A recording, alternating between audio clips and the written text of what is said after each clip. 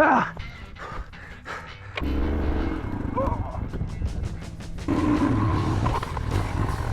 I buried that one there.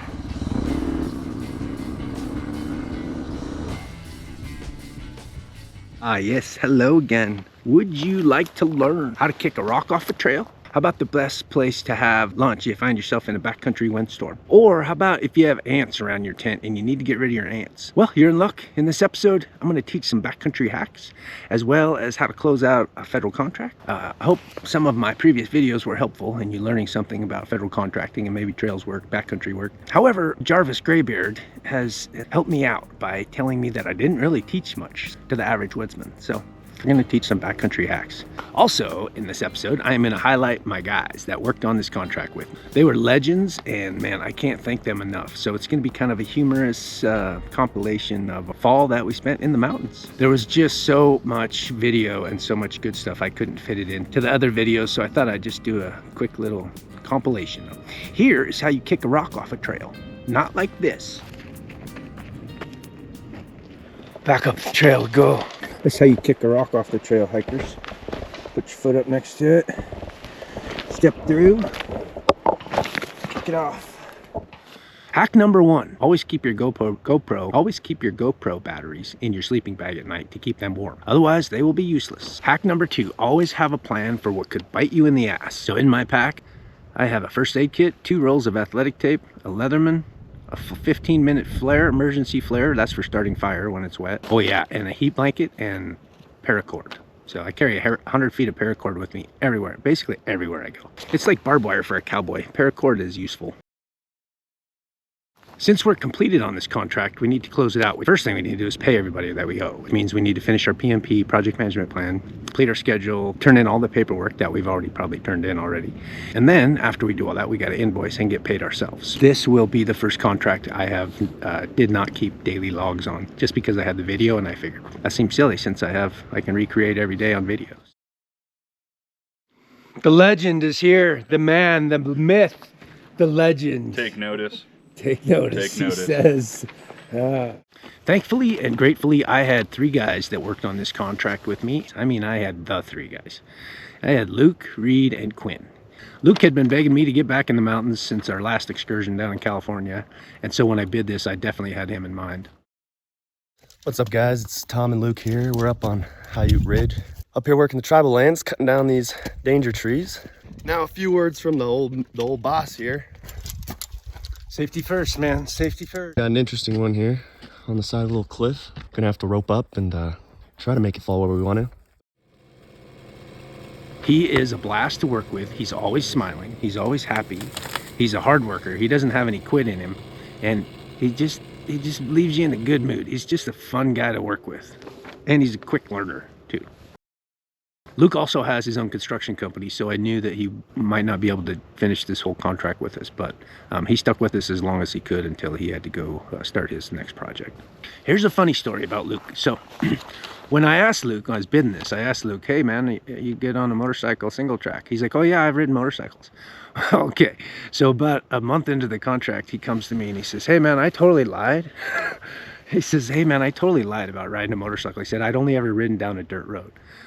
Which at the time I started laughing because I had always mostly been in the front leading, so I'd never really seen him ride much. He just was always behind me, so I figured he was good enough. But in perspective, imagine having zero experience, literally zero experience on a motorcycle, zero experience on a single track, zero mountain biking experience, zero experience in the backcountry on the trail, and zero experience on a single track on a motorcycle with a 40-pound pack on your back. It took some big brass ones to pull that off. Which by the 3rd week, he was as good a rider as me, if not better. I know some of these sections don't look steep. Man, they are steep and you gotta have a run and you gotta have the amount of momentum that if something goes wrong, it's a problem momentum. Like you can't shut it down. So yeah, you gotta hit some of these hills with some speed.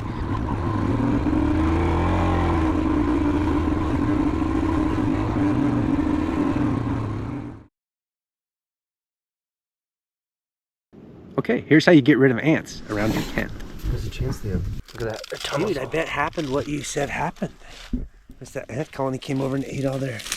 Because I took that rock from there, and that was all the same thing. And here's how you carry a brush saw on a motorcycle. This is my setup. Tie that with that so I can slide back and forth.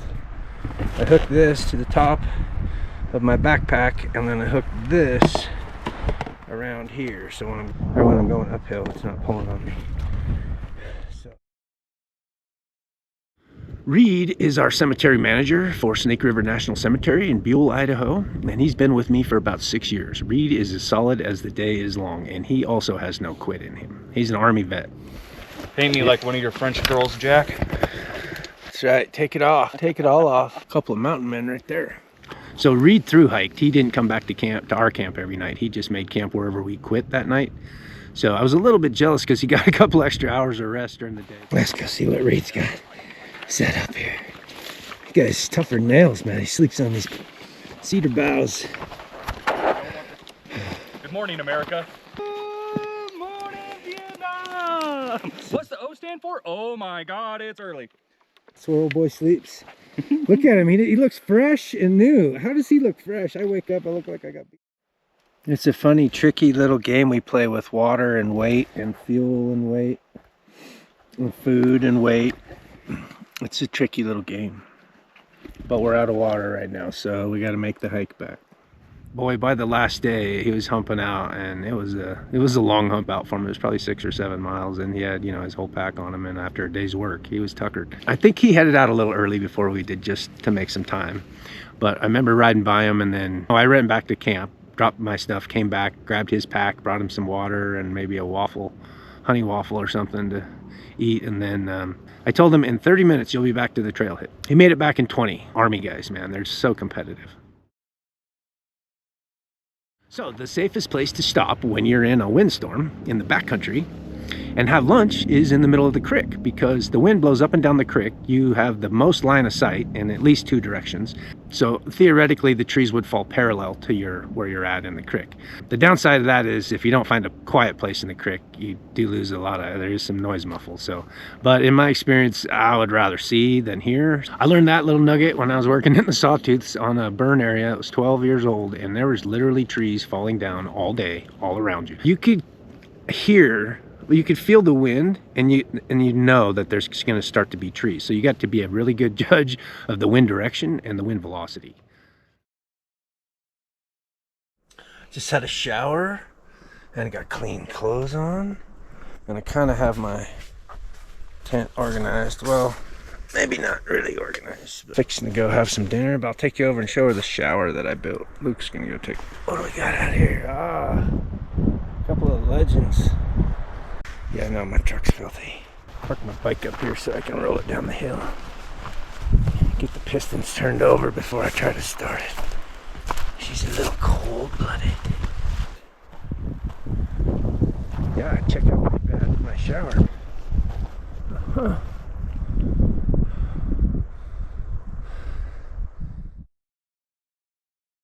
And the last legendary kick-ass, no quit, hardcore dude that worked for us is Quinn. This guy was an animal. He just worked and smiled and worked some more. And he loves chainsaws. Like, he loves to have a chainsaw in his hand. He loves the smell of, he loves chainsaws, that guy. He also became a rock star on a motorcycle down in there. He went from 0 to hero. He started with a mountain bike, and that was just too many calories burned to get to work. And then I got him an electric bike, and that evidently was a pain in the ass because it was so steep and rocky that you couldn't get momentum where you needed it. And I didn't ride it, so I don't know, but I can only imagine. And then one day he showed up at camp with a motorcycle, and I'm like, yeah, this guy's got some big brass ones too, man. I don't want to say what time it is. 10:30. Oh, we just got in.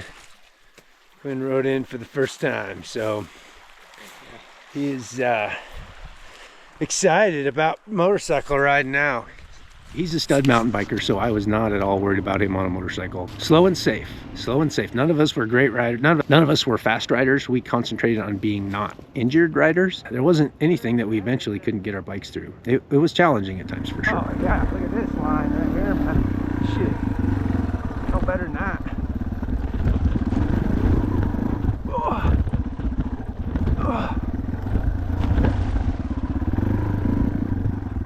I can't say enough good things about these guys that worked for me, and I can't thank them enough for all the help they gave us. I think we all pushed ourselves a little bit past our comfort zone, and that's good. That's how it's supposed to be. That's what you're supposed to do, I think. This is all the gear you need to dry out.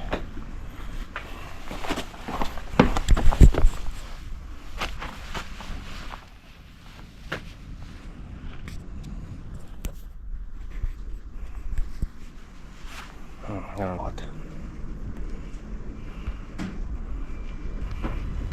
Okay, it's over. So now what do we do?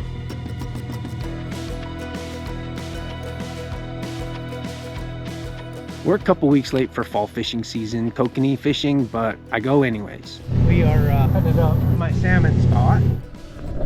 Okay, this is salmon fishing. In the morning, you don't usually drink a beer. In the next episode, I'm going to show you how to rig for kokanee. I'm going to show you where to find them, how to find them. Actually, I'm not going to. The guy that makes the gear, I'm going to have him tell us how he does it. Fall, summer, and spring kokanee fishing. Yeah, the guy builds the stuff, so he knows what's what. He is the guy you want to have a conversation with if you are into kokanee fishing. Please feel free to leave a comment and ask any questions you may have on federal contracting or trail stuff or any other backcountry hacks. If you have some cool backcountry hacks, share those. But yeah, I think that's it for now. And you guys all have a great life this week, and I will see you next week.